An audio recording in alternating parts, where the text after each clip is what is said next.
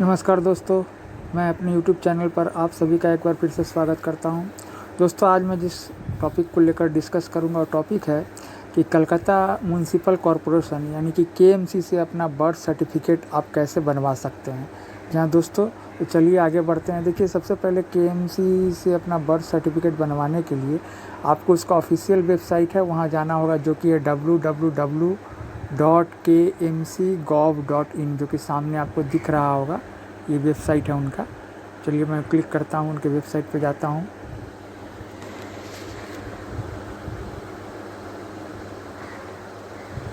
देखिए, उनका वेबसाइट खुल गया। और वेबसाइट खुलने के बाद देखिए लेफ़्ट साइड में काफ़ी सारे ऑप्शंस है, जैसे municipal history, about us, KMC department, about Kolkata.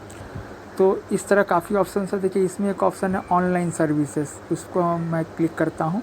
देखिए, ऑनलाइन सर्विसेज को जैसे ही मैंने क्लिक किया, यहाँ पर एक ऑप्शन आ रहा है बर्थ डेथ रजिस्ट्रेशन, उसको मैंने क्लिक किया। अब देखिए, अब यहाँ पर एक इन्फॉर्मेशन ओपन हो गया और उसके बगल में कुछ सब मेन्यू दिए हुए हैं। तो देखिए, ये बर्थ या डेथ रजिस्ट्रेशन के रूल्स रेगुलेशन है। अब देखिए, इधर हमें मेनू में देखना है। सबसे पहला मेनू है बर्थ/डेथ होम, दूसरा है बर्थ रजिस्ट्रेशन सेंटर, तीसरा डेथ रजिस्ट्रेशन सेंटर, उसके बाद फाइंड बर्थ रिकॉर्ड्स। अब देखिए, हमें फाइंड बर्थ रिकॉर्ड्स में जाना है। मैंने उसे क्लिक किया। अब क्लिक करने के बाद यहाँ देखिए बर्थ रजिस्ट्रेशन डिटेल्स। अब यहाँ आपको बर्थ रजिस्ट्रेशन डिटेल्स दिखाएगा, आप यहाँ से देख सकते हैं। देखिए, बर्थ रजिस्ट्रेशन डिटेल्स का मतलब हुआ कि जब किसी बच्चे का KMC एरिया के अंडर में किसी हॉस्पिटल या किसी नर्सिंग होम में जन्म होता है, तो जन्म के बाद नर्सिंग होम या हॉस्पिटल जो होते हैं वो रिकॉर्ड जो है अपने हॉस्पिटल में जो जितने भी बच्चे का जन्म हुआ वो सारे रिकॉर्ड्स जो उनके कंसर्न एरिया के अंदर जो म्यूनसिपैलिटी है जहाँ बर्थ सर्टिफिकेट इशू होता है वहाँ भेज देते हैं।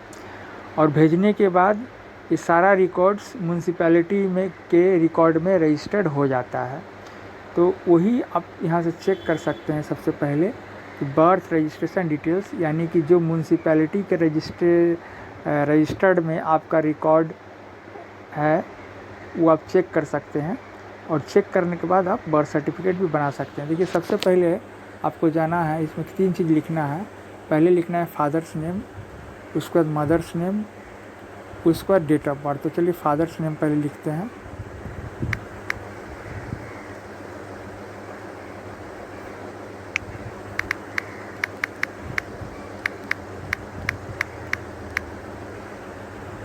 उसके बाद इधर मदर्स नेम,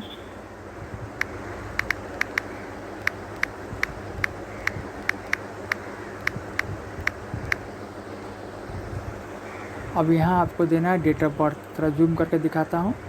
फादर्स नेम, उसके बाद मदर्स नेम और यहाँ नीचे आपको डेट ऑफ बर्थ देना है, बच्चे का जन्म तारीख।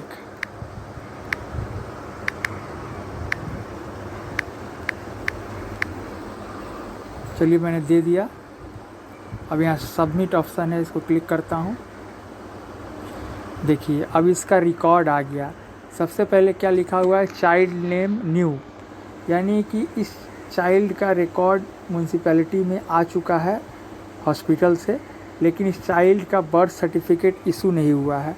क्योंकि अगर बर्थ सर्टिफिकेट इशू हो जाता तो चाइल्ड का नाम लिखा रहता, न्यू के जगह बच्चे का नाम दिया रहता, लेकिन यहाँ न्यू है, यानी कि इसका एक बार भी म्यूनसिपैलिटी से बर्थ सर्टिफिकेट इशू नहीं हुआ है। चलिए उसके बाद क्या ऑप्शन है देखते हैं। चाइल्ड सेक्स मेल, चाइल्ड लड़का है, उस पर डेट ऑफ बर्थ 13 नवंबर 2019, उसके बाद फादर्स नेम, उसके बाद मदर्स नेम, उसके बाद रजिस्ट्रेशन नंबर, उसका रजिस्ट्रेशन ईयर, उसके बाद इंस्टीट्यूशन नेम। देखिए, अब यहाँ इम्पॉर्टेंट जो है, सबसे इम्पॉर्टेंट जो है आपको ये रजिस्ट्रेशन नंबर ही जब म्यूनसिपैलिटी हॉस्पिटल के रिकॉर्ड से अपने रिकॉर्ड में दर्ज करती है इंफॉर्मेशन, तो एक रजिस्ट्रेशन नंबर जनरेट होता है। तो ये उस बच्चे का रजिस्ट्रेशन नंबर है। और बच्चा जब भी बर्थ सर्टिफिकेट म्यूनसिपैलिटी से इशू करवाएगा तो उसे यही रजिस्ट्रेशन नंबर मिलेगा, जो कि आप देख पा रहे हैं स्क्रीन पे। और यहाँ पर सिर्फ नाम आ जाएगा बच्चे का, न्यू के जगह नाम आ जाएगा, लेकिन रजिस्ट्रेशन नंबर यही सेम रहेगा। तो अगर आप बर्थ सर्टिफिकेट नहीं बनवाए हैं या फिर आपने अगर बर्थ सर्टिफिकेट बनाया है, अगर आपने नहीं बनाया होगा तो आपके बच्चे का नाम की जगह यहाँ न्यू दिखेगा। और अगर ऑलरेडी आपने बर्थ सर्टिफिकेट बनाया होगा लेकिन किसी कारणवश अगर मिसप्लेस हो गया या बर्थ सर्टिफिकेट ख़राब हो गया, डिस्ट्रॉय हो गया, तो आपको करना क्या है, ये रजिस्ट्रेशन नंबर जो आप देख रहे हैं, ये रजिस्ट्रेशन नंबर लेकर आप अपने म्यूनसिपैलिटी के ऑफिस में जाएंगे तो वहाँ वे कुछ डॉक्यूमेंट्स देंगे जो आपको फिल करना है।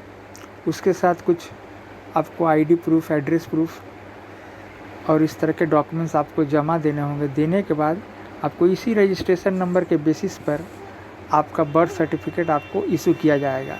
लेकिन पहले 1 साल तक, बच्चे के जन्म होने के पहले 1 साल तक म्यूनसिपैलिटी बर्थ सर्टिफिकेट के लिए कोई चार्ज नहीं लेती है, ये फ्री ऑफ कॉस्ट है।